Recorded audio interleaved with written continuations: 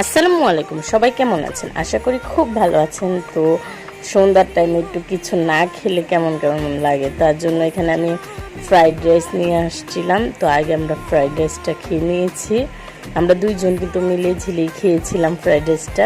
তারপর ছিল পিৎজা, আর এখানে রুটি পিৎজা ছিল, আর একটা বড় একটা সিঙ্গারা ছিল। সিঙ্গারাটা 80 টাকা নিয়েছে, আর এখানে কাঁচাগোল্লা ছিল। তো সব মিলিয়ে সন্ধ্যার নাস্তাটা একদম ভরপুর ছিল, অনেক মজাদার হয়েছে। আর আমার কিছুদিন যাবৎ সিঙ্গারা খাইতে মন চাইতেছিল, তাই আমার হাজব্যান্ড একটা সিঙ্গারায় 80 টাকা দিয়ে আনছে।